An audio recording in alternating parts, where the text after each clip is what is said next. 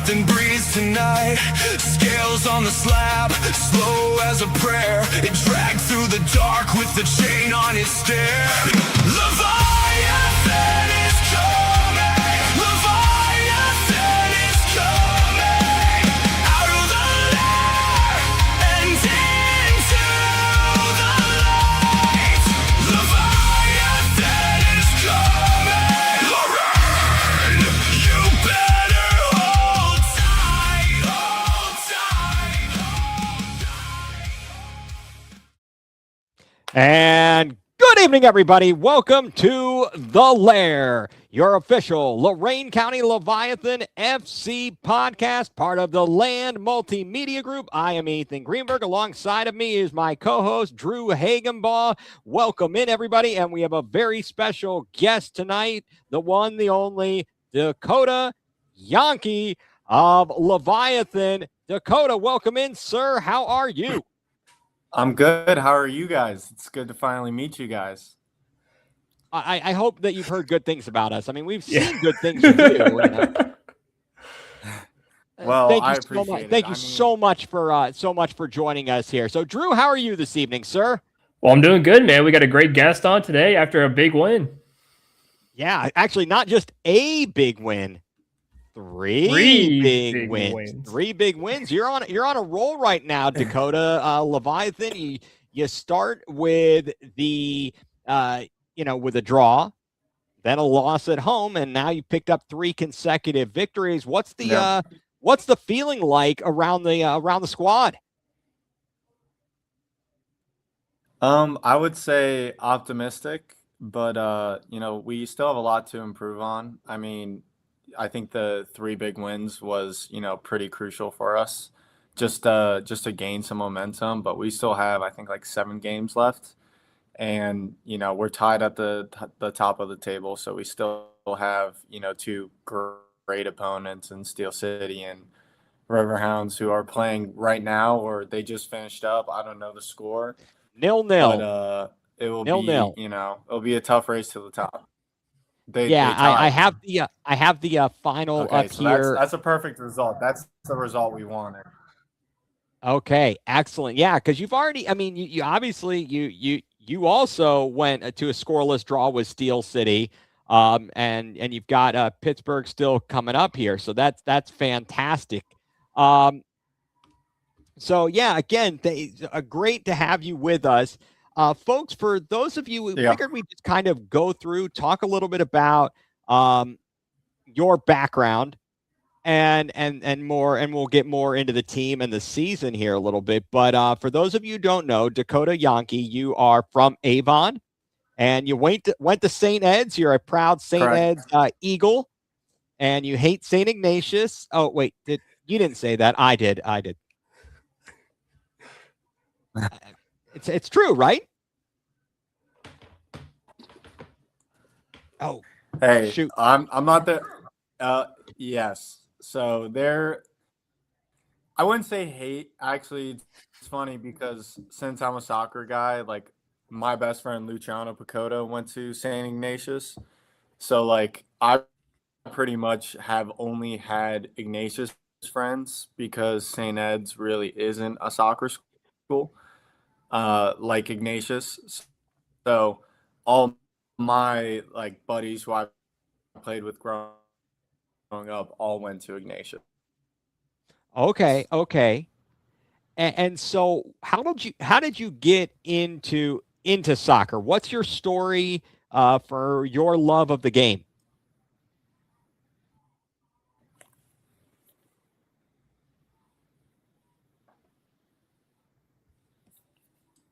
And I do apologize, Dakota. We're having a little bit of a delay here on the audio. So bear with us just one second. Drew, all right. Can you hear me, Drew? Yeah, I can hear you. Okay. Sorry, my Wi-Fi, I think, is cutting out a little bit. I apologize for that. That's okay. That's all right. I just wanted to, we'll roll with the punches. We will roll with the punches. Can you guys hear me okay? I can hear you all right now. Yeah. So talk to us. So yeah, you were telling us, or I was asking about your soccer story.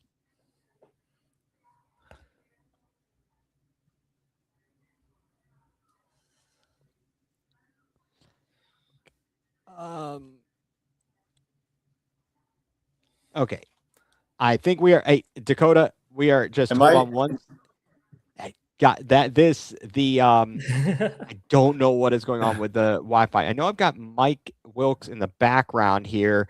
I don't know if he's got any suggestions or whatever. Yeah, Mike, we know from across. Look, you know what? You got fans. Just so you Yeah. know, we got. So I mean, do you want to take a second and I can switch to my phone if that might be easier because I'm on my computer right now.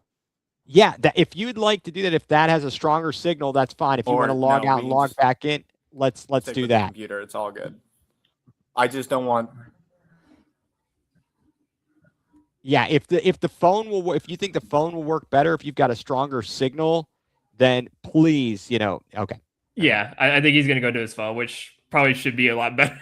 It's weird in this day and age. Okay, let's try this again, guys. All right, can you hear me now? Oh, this is Okay, that's a lot better. Okay, sweet. All right, I'm glad we could thank change you. it. Yeah, thank you so much for being flexible and everything like that, and thank you to everyone who is watching.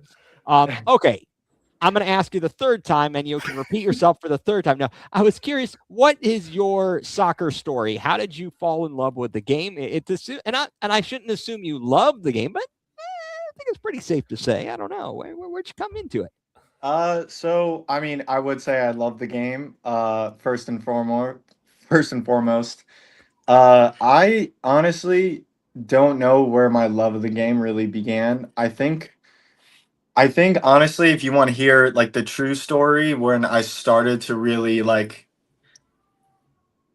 think about this is what I want to do, is I have a little brother. His name's Weston, and he's 2 years younger than me. And growing up, he was just always better than me at this one sport, which was soccer. And I hated it. It was something that I did not, like. I hated hearing how everyone knew my brother and not me. So I worked really, really hard just to try and be better than him because he was so good at such a young age. That was kind of my motivation. And yeah, that's kind of just where my love of the game started. It's got to start somewhere, right? Yeah. It's got to start somewhere. Now, Drew, you're familiar with this. You have a younger sibling who's better than you at this. Yeah. Well, that's because I taught him how to play. So, okay, okay. If it wasn't for me, he wouldn't be at the level he's at.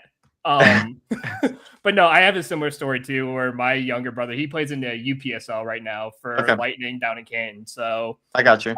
Yeah, I didn't make it that far. I only got to college, but he went to Mount Union. I went to an NAI school, and he became a little bit better once we got into high school. I'm like, God dang. He also got taller too, because I'm 5'10". He's like 6'1", 6'2". I'm like, I hate you so much. Yeah, I get it. Well, but you're more successful than your brother now, right? Though, Dakota. Hopefully in my standards, yes. But the thing is that dude just wins, man. It's very frustrating. He's now won 4 rings in 2 years in college.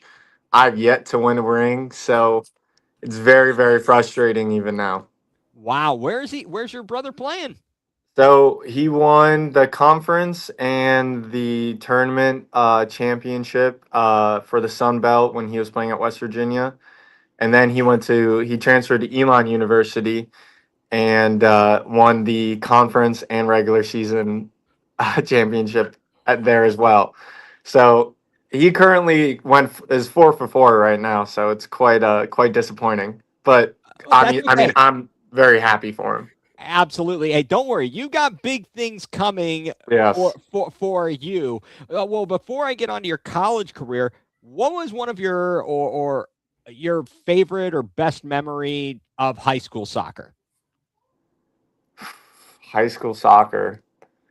High school soccer was rough because playing at Ed's, not to, toot my own horn, but I kind of got double teamed every game.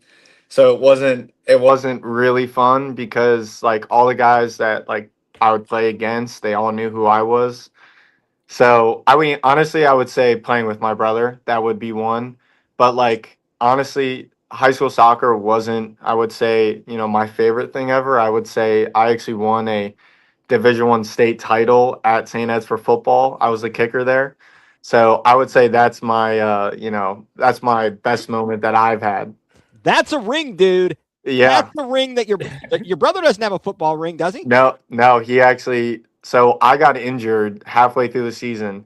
Then he stepped up and and he finished the rest of the season out. And then when I came back, we switched on and off. So we both won it together, which was honestly like a huge blessing. Have you thought about challenging Andre Schmidt to a kicking contest? No. I've not kicked in 4 or 5 years now, and I really thought about pursuing it, but ended up I was better at soccer. I try to tell my son, look, I'm just going to be fair here. I'm a short white Jew, and so my son, he's got my genes, and I'm like, dude, you're not going to be an NBA player. Fair enough. You're going to be playing in the NFL. Yeah. As a position, be a kicker. He actually tried working on it, and I think after a bit of time, and he practiced every afternoon, got a tee, and was kicking. I think the reality of how exactly difficult it is really sets in. So for people who think it's the easiest thing, and when Pat McAfee's offering you money to kick, it ain't that easy. It's definitely not that easy. Look, if we're just kicking PATs, like everyone should be able to make a PAT for the most part. Like, but once you start getting on like the left hash, right hash, and start backing it up a little bit, with the wind and everything, it is. But it's also like you can have it just like a regular holder, just having it down. But like during the game is also a lot of pressure when you got some quick dudes on the outside, and you got guys box jumping like Myles Garrett over the line, and you're about to get killed out there. I'm sure that's no good. But yeah, that's amazing. That's an amazing story. Fantastic. But definitely St. Ed's has gotten the better of St. Ignatius in the past decade or so in high school football, which is a switch from when I was, growing up in high school and college in the late 90s, early, to 2000 or so. But moving off of that, so you've traveled around a little bit in college. You got your start at Cornell, an Ivy Leaguer. Yeah, that's impressive, sir. You must have done something right in the classroom too. So I mean, just to put into perspective, I've now lived in 7 places since. So I didn't even walk for graduation for high school. I left graduation for high school early because I had to go play for a USL2 team. Wow, where were you playing? You were playing for what, Cleveland Force, or who did you play for in USL2? So I can give you a little run through of my history. Okay, go ahead. Yes, please. Just to make it easy. So when I was 18, graduated high school, I didn't walk. I went straight to Vermont Green in Vermont. After that, my freshman year was at Cornell. Then my freshman year summer, I went to Virginia and I played for a team called Lionsbridge, and we ended up making it to the final of USL2. That was my freshman summer. Going into sophomore year, I went to Cornell again, went back. And then after my sophomore year, my fall season, like your first semester, my sophomore year, I decided to transfer. And then yes, I just saw the comment, pinnacle of USL2. Yes, they are the 2 best teams in the country. So I was very blessed to play for them. And then I went to Toledo Villa in Toledo, Ohio. And then I went to Duquesne University. And then after that, I actually played at FC Buffalo and King's Hammer in Cincinnati. And then after that, went back to Duquesne. And now I'm back here, and then going back to New York. Yeah, going to New York. Wow, that is quite a you are very well traveled. And let me tell you something. What we need is we're going to need you to chart this all out a little bit better on the internet, because trying to find this information is like going on a treasure hunt of sorts. I'm going to need some clues there. What was kind of like any highlight moments or favorite moments? Are you a LeBron James fan by any chance? First thing I'll answer is LeBron James is, he's the GOAT. He's the only GOAT. When you're from Cleveland, I get asked this plenty of times. Yes, Akron is different from Cleveland, but are you doing the silencer in this picture? Yes, I'm hitting the LeBron in that one right there. Okay, that's why I had to ask. I just wanted to make sure I got that right. But That's that's me you right at there. Cornell. Your So a funny enough, career goal actually, was the game winner, right? yeah. So you want to talk about like a relief off your shoulder is first game of my freshman year. We went to UC Santa Barbara in California and ended up playing like 52 minutes or something. And I scored the game winner in my first game. So that was like existential at that point. I mean, I've never been on top of the world in my life until that moment. That's amazing. That Yeah. was it. The way the play set up, was it just one of those things where you receive the ball and you're looking at the goalie and you're like, I got him beat. How did it set up? So my freshman year at Cornell, we had a really special group. I think now you're looking at 8 of the starting 11 went, and played professional soccer. Wow. One even has played on the national team, in the past year. Um, we have guys all over, the country playing in MLS from that team, and we made it to the Sweet 16, and we just had guys who could make plays, and my big ass was just in front of the goal at the right place at the right time.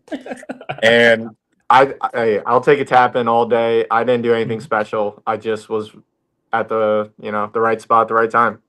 Yeah, and I think this is from the owner. I think it's from Andrew. You're not supposed to have a favorite, but I do, and Andrew. So I think you're getting a big vote of confidence there. No, that's amazing. That is amazing. And then you went to Pukesburg. I know that had to hurt. Honestly, like Pittsburgh just treated me so well. I had a good time at, Duquesne, blessed to be able to move on. But my time in Pittsburgh has really changed my like perspective on life. Going from an Ivy League to Duquesne, it's a little bit of a drop off, but you really start to put in perspective of what really matters to you. So that was more or less, what I took away from Pittsburgh. Did you go and hang out with Keith Dambrot at all, or has he? I'm trying to think. He's been gone for a few years now. No, I did not. Didn't go hang out with Keith Dambrot in the basketball team. One of my childhood best friends, he went to Duquesne, Okay. and he played football there. And, I got you. That name does sound so familiar, though. Oh wait, no. Dambrot was the basketball coach. Oh, he coached at St. Vincent St. Mary, right? Right. And he coached LeBron, and then he coached the University of Akron. Keith Dambrot, I don't know how many years ago. That's why I was joking with that. But my friend, his name is Griff, and he played there in Duquesne ages ago. That was like in late 90s. Yeah. So Dambrot stopped coaching 2 or 3 years ago, and I actually was, pretty close with the Duquesne head men's basketball coach, who was LeBron's, point guard in high school, Coach Drew. Travis or Joyce? Joyce. Yeah, right? Drew Joyce. Yeah. Oh, that's awesome. That's pretty tight. Yeah. So That we're is both pretty from tight. Cleveland, so I just would see him walking around. So it was, it was nice to have a familiar face. That is awesome. That is definitely awesome. And now you are headed to Syracuse and the Big East. No. Or ACC. I mean ACC. ACC, correct? Yes. Yeah. That is fantastic. And Drew and I were chatting about about your travels and your traverses early. A little bit before we started here. Yeah. Sorry, but with all of your travel, I mean, not even just college, but to your whole, semi-professional career, what's it like to be in so many different cultures? Especially, you said you left at 18, you left your graduation to go to all these places. So what were the different cultures like, in Vermont, Toledo, to Duquesne, to Cornell, to now going to Syracuse? So I would say something that a lot of people can't say is I have a phone number for a person who lives on every continent in the world. So I could pretty much go to every country in the world, like not every country, but I know a lot of people from a lot of different places. And I would say each team is very different in their culture. Everyone has their own, set of ways and, the ways that they do things. And, I think more or less it all bleeds into, when I was 18, I was a lot different from 18 to 22. So all those cultures have kind of blended me into one. So, I mean, it's truly crazy the amount of different people I've met. I would say, culture is interesting because USL2 teams are always different. It's shorter, but college teams, you really, you know a lot more about the guys there. So it's a blend of a whole lot. And Yeah. go ahead, Drew. Go Yeah, ahead, Drew. no, I mean, I feel that because when I played in college too, I mean, I've played with people from South Africa, New Zealand, Ireland, Germany, Yeah, like everywhere, and I still have these guys' WhatsApps and phone numbers and stuff like yeah, that. So I could definitely relate to the whole I've been around the world, but not really been around the. yeah. Like even the other day, I played with this guy when I was 18 at Vermont Green, and his name was Aitor Bjorgolson. He's from Iceland. That's Yeah. awesome. Oh And yeah. I'm 18, this guy's like 23, 24, playing, USL2. He's like the stud at Kentucky, he's the guy. So I was, like his understudy. And I texted him the other day, hoping that he's well, and we caught up for a little bit. He's now playing in the first division in, I want to say, Scotland. Is he Or playing for Inverness? no, he's not. Maybe Ireland. I don't know, some country out there. And it's been it's just cool. Like, I mean, you name a place and I'll definitely know someone near there or that has been there or something like that. Yeah, that's just amazing when you play with people from all these different parts of the world and the style Yeah. which is played in all of these different places. That's got to actually be kind of helpful for you to experience all that. I mean, you're heading to Syracuse. What are the expectations there? How do you see your season going there? I mean, I know that's a little ways off. You still got a summer full of Leviathan, but just out of curiosity, what do you got looking forward to in the fall? So in the fall, so I pretty much so this is how I kind of see it. So going from Cornell to Duquesne to now Syracuse, I'm taking, the extra step up. So, my freshman year, 2022, Syracuse won the national championship.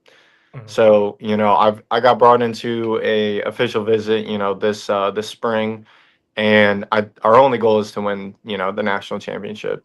A lot of teams, mid-major teams, can say, "I want to win the national championship," or you want to, go as far as possible.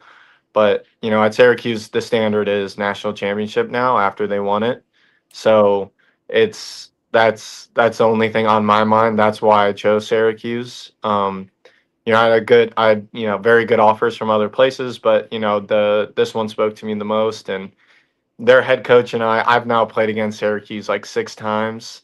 So being at Cornell, and then actually this past year at Duquesne, I played against Syracuse and we beat them, away. So it was a sweet little revenge for me because they knocked me out in 2022, my Cornell squad in the Sweet 16. Wow, definitely a connection there. Yeah. Going, that kind of brings it a little bit full circle there. And you didn't want to go play somewhere where the weather was a little bit warmer? I had the option. So I had the option to go and play at Virginia Tech. Oh, but, no, you don't want to go there. But other than that, I know I've known the head coach a little bit now. I know what he's about, and I just you just want to win. And when teams like Syracuse come calling, you can't deny it.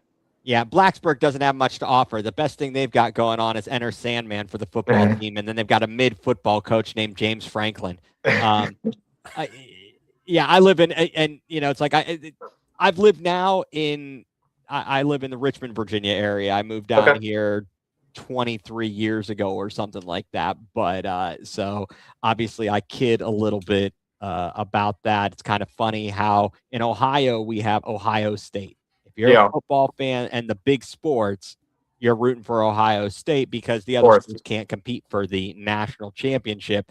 And here in Virginia, if you're talking about a school and a program to win a national championship, you're either talking UVA or Tech, and Tech hasn't been really good in football for a number of years. But I digress with all of that.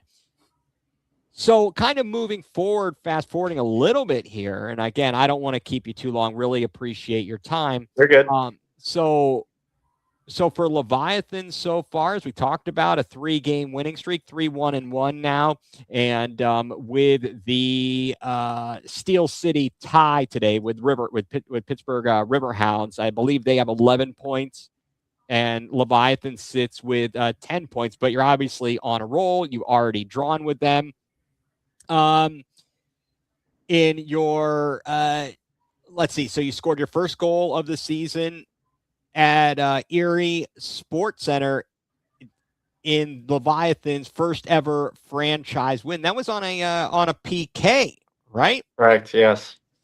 So talk to us about your mentality of when you go to take a PK, because we just watched watching the UEFA, and with the World Cup starting tomorrow, as we get to the elimination stages, we're going to possibly see some shootouts. So kind of what mentality do you take when you come up for a PK? Experience. I'm one of the oldest on the team, so I have the experience of having the mentality of, I guess, not to, put down this environment, but let's just say that, like, I've taken way, way bigger PKs and way bigger moments. So, at the end of the day, it's just a PK. It's just a game. But my mentality going into it is just, do my same run up every time. I switch sides. Some people don't like to switch sides of where they take penalties. I also practice them every day after practice. So I know what I'm gonna do. I have not missed in college, thankfully. So at the end of the day, it's just another one for me. Okay. Well, all right. So I just pause here. Thank you for everyone who's tuning in and the chats, the comments. First of all, Gabriel, as Mike from the UK says, that Gabriel penalty still hasn't landed. But great start to the season, Dakota. This is from T Hatch. Question: what are the challenges playing on a soccer field, on a baseball field, and also what's the atmosphere for you and the team at the home games at Forefront Field? I mean, it's only one half of it that has that baseball side. Like, the other half is green, so I really am not, like, affected by, the one half. But the other half, honestly, it does mess with your eyes a little bit. Like, you go from a green surface and then you look down and now it's brown. It kind of messes with your eyes a little bit, but it takes some adjusting to get used to. But honestly, like, I'm a high level athlete. All of us at the end of the day have to be able to adapt no matter the surface. So you just kind of got to work through it and, pretend like it's not there. And then the atmosphere is honestly great. Like, I have, like, my own little section of all my family, and so it's, for me, it's really nice. Like, not surprisingly, because Andrew's done a great job, getting as many fans out as possible. But I'm kind of accustomed to this amount of people being at a game, so it's very nice to keep that coming and being able to play in these type of environments that really they back you as a team, and especially when you're a hometown player, you get a little extra love here and there. So it's always nice to for especially my family being there. This is the first time they can drive less than 10 minutes to a game, and get home at a decent time. So that's a win. I'm kind of surprised you didn't just go to the University of Akron to play. I mean, they're pretty high level. No comment. Didn't mean to start anything there. Mm-hmm. So on the PK, though, do you study film or try and think about the psychology of it, the tendencies of the goalkeeper, or do you say, look, I'm going to do my thing and they're going to do their thing, and may the best man win?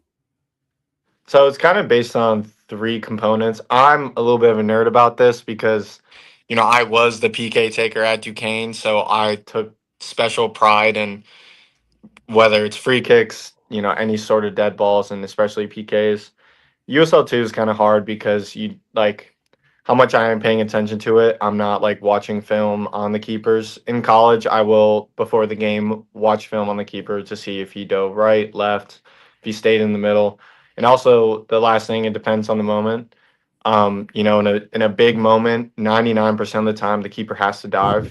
And I'll tell all the goalies out there I'm gonna go down the middle on you because they don't have the balls to stand down the middle because they always think that they have to dive because they don't want to look like an idiot. So I've already accepted that I can look like an idiot. I'm totally okay with it if they save it and they stand down the middle. But most of the time, that like they're gonna have to move. That humility. Yeah. I love it. That I think that comes from being from Northeast Ohio, Dakota. Yeah. I got to tell you, I think it does. It really does. It's a humbling experience to watch our teams lose all the time in other sports. So you learn about losing with grace. Drew, I don't want to cut you off. I was going to pull up some highlights of your 2 goals versus Cleveland Force. But Drew, I wanted to make sure that if you had any questions that I've missed in the moment, that I let you get to those. No, I was gonna ask something after the goals because something ties into the goals. Okay, all right. So let's do this. This is your first goal, and courtesy of let's see, this is Rock Entertainment, the USL2 feed, and this is John Luca doing the play-by-play, folks, and hopefully you can hear this. So has some space to work with. He's gonna rip a shot from distance, and Dakota Jonke opening the scoring. Catches a little bounce on the way in, and it is a big finish for his 2nd goal of the year in Lorain County. Dakota Jonke number. Oh, okay, sorry, that wasn't me. I'm just doing an impression. All right, so Drew, let me let you ask your question then. Well, considering you're mainly what a striker or forward, center forward, I would say. More or less, yes. Okay, because I was trying to find your actual position. They don't have it listed or anything, so I was trying to see what you were, but as a kind of a striker, center forward, your hold up play is probably one of the best I've seen in a while. Like, do you take pride in holding? Because you saw it right there on that goal. You held up the defender. You held the ball very well, kept him off your back, and then you just beat him, took a shot. Like, do you take a lot of pride in just like being able to be that holding, like being the guy who could hold the ball very well, like a Dom Solanke for Spurs and all those other types of big name forwards? Yeah. So I mean, honestly, I'm gonna say you're wrong here on one thing. So okay, when you're holding off the guy, that is more in my English coach's terms. It's from England. It's called riding the defender. Yeah. And also the difference in holding up the ball is when the defender's just on your back and you're receiving it in front. That is more or less holding up the ball. So right now I'm playing, center attacking mid. I'm playing the 10 role. So, the whole point of the 10, and this, is to be in pockets and to be on the half turn. So, in that play, I was able to be on the half turn and I was able to ride the defender because the defender has 2 options. He either fouls me or he lets me go. So it's a win-win regardless. So when you ride the defender, you have to get your body in front of the guy in order to make him make that decision. And at that point, like, you're looking for both. Like, anyone who says fouls aren't good, like, you're an idiot. Like, of course, like you like I'm looking for a foul all the time because especially with our team and our back line who are all above 6 foot, like, I want the balls to get in the box as much as possible. So the more times that we can get fouls closer to goal is, more beneficial for us. But taking pride in holding up the ball is something that I take tremendous pride in. When you some people might think I'm a big guy, but in how defenders are these days, these guys are 6'3", 6'4", 6'5". They are monsters. So I'm a little smaller. So for me, like I'm not small, of course, but when I'm going up against bigger guys than me, which I usually am, the whole point of holding up the ball is just to get as low as possible and just sink your ass as like you're doing a squat essentially. Mm-hmm. So I do take tremendous pride in that, and that's from playing futsal here in Northeast Ohio growing up because of the snow. Like Mm-hmm. all of the best players that I know played futsal growing up, and you have to learn how to hold up the ball in futsal. So it's just kind of been a culmination of that. So yeah. Wow, that was a good answer there. Good answer. Good answer. We're on the Family Feud. Good answer, Steve Harvey. All right, good answer. Yeah. All right. It's Drew, tough, do you want me to go though. to goal number 2, or did you want to? Yeah, go ahead. Go to goal number 2. All right. This is your second goal against Cleveland Force SC. Powell with a heavy press. Here's Dakota Jonke looking to double his goal tally. He does. And look at the camera guy on the goal. Look at him. The fist bump to Mike Wilk. Got a brace. What a shot! And you broke the corner flag. Well, right down. You were headed to first base, running the wrong way. Beautiful shot. No, that was a great goal. Obviously, I kid a little bit there, but yeah. So Drew, I will let you go ahead. Any particular question or point on that particular play? Well, I don't have a really much of a particular question because that's more of a straightforward goal. I mean, that was just a 1v1, nice little simple finish into the corner. So I mean, nothing to take away from it. It's obviously a fantastic goal. I mean, nice little pick from you. Your other man right there, I couldn't see the number, was able to pick it off and for you, and Stefan. Stefan was able to give it to you back, and a nice little easy finish. But the one question I did ask was, and I don't know if you have a video of it, Ethan, was your nice little assist you had over the weekend. The nice little outside of the boot to Britain. Like, can you walk us through that assist?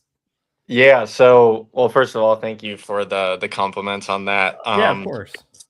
Well, we'll get to your question about the assist, but now that's 2 goals off pressing. That we've created. Last game for our third goal against the Riverhounds, I was able to win the ball, played it to Marco. Marco played to Brendan. Brendan shot it. Stefan goal. That's a win off a press, and then that one as well.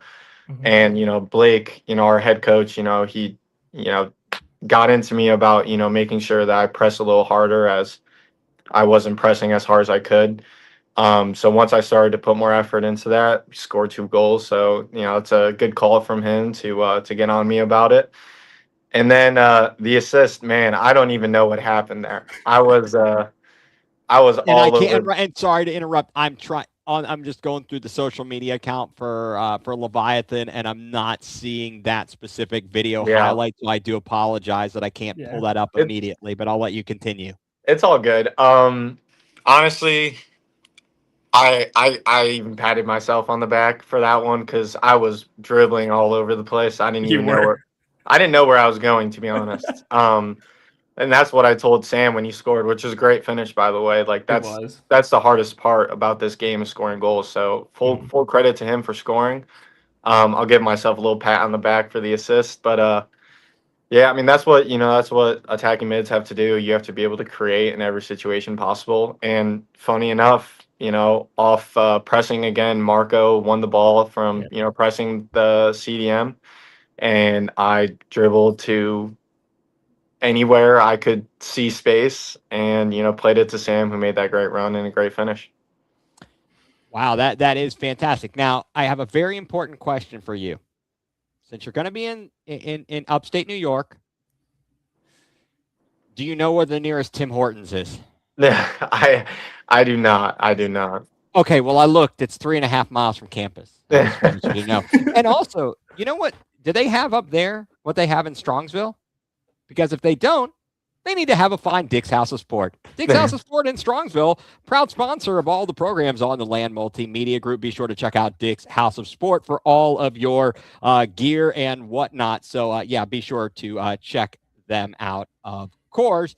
Just wanted to mention that. But yes, I looked. I think the Tim Hortons is 3.5 miles from campus. It's a long-running joke here for me, especially if you play for the the Canadian Crusaders, the MLIS. There is no Tim Hortons for losers. Only winners get Tim Hortons. Only winners get Tim Hortons. Are you ready for the World Cup?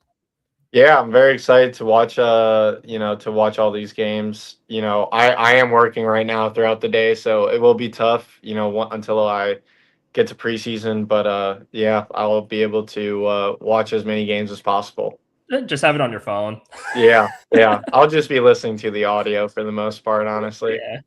Yeah, that's always fun. Do you have any favorite players that you watched growing up, whether it be someone from the US, someone internationally, that you really have kind of tried to emulate your game? I know you were trying to get better than your brother, but other than that. My favorite player is Harry Kane. He kind of epitomizes, the way I want to play. I'm not the fastest guy by any means. And neither is he, but it's your technique. It's the way you are able to have these long passes in your range, and just honestly scoring goals from any part of the field is what he does best.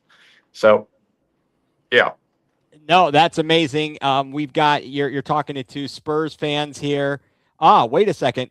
Bailey Major from Leviathan is sending the Britain goal. I don't know if I'll be able to open it, but I will try here in a moment. Maybe not. Let's see. So I'll deal with that. So you're looking forward to the World Cup. But a Harry Kane fan, very nice. Yeah. My dad's from England, so I was born. I don't want them to win, so that's. I just like Harry Kane. That doesn't mean that's okay. You can. It's okay. You can admit it. You can. Emmett Golden admitted it. They forced him to admit that he wants England. It's okay. Just messing with you. Of course, I'm just giving you grief here a little bit. But are you with the US and their group and stuff? How do you think they're going to be able to fare? I don't know. It's going to be a tough group. I mean, I know they play Friday against Paraguay. They should finish top of the table. That should be a given for them, especially with the talent they have. I think we're going to need some big time performances from our captain Christian Pulisic. I think if this is his time, it's right now. So him 4 years later, he will not definitely be the same player that he is now. So I think going into this World Cup, I think he's going to be a crucial factor in whether or not we make it far or not. Okay, I think I've got it now. So hold on 1 second. I might have the goal here. Was the score tied 1-1? No, this can't be it here. Maybe it is. Maybe it was 0-0. I was going to say it was the first goal of the game. Okay, all right, the wrong one. Oh my gosh! Well, well, we know that what goal that was. Yeah, we do know which one that was. I'm just, gosh darn it! Why is everything that's it? Of course, everything like the sound would be on. When I'm trying to scroll through and find the simplest thing. I will say that was a sick half volley though. Yeah, that was nasty half volley. That was disgusting. It was gross. I still don't know how. I saw it went in and I could not believe it. With the way he swung, I was like, okay, that's like a little I was like, did he even get anything on that? And it just floated top. I'm like, oh my God. I wish I could tell you. Yeah, I couldn't tell either. I'm like, what was that? I thought he barely hit it. No words from me on that one. That was insane. That was crazy. Yeah, I do apologize. I was trying to find the video and unable to do it. Bailey, thank you for sending that link. It couldn't get it to pop up here in the short term. Okay, but Mike from the UK, who is our fellow Tottenham supporter, he said Turkey's going to win the group. No shot. Oh, man. Do I hear Big Ben in the background? Yeah, that is our clock. Yeah. I mean, my grandfather had a clock, and the chime was Big Ben. Yeah. And it was so I was like, am I hearing Big Ben in the background? It's absolutely crazy. So that's awesome. So you've got a full plate. You've got your full plate for yourself here. You got Leviathan. You headed back to Syracuse. What are you studying? What is your degree going to be in? So my degree it's so all it is just a certificate.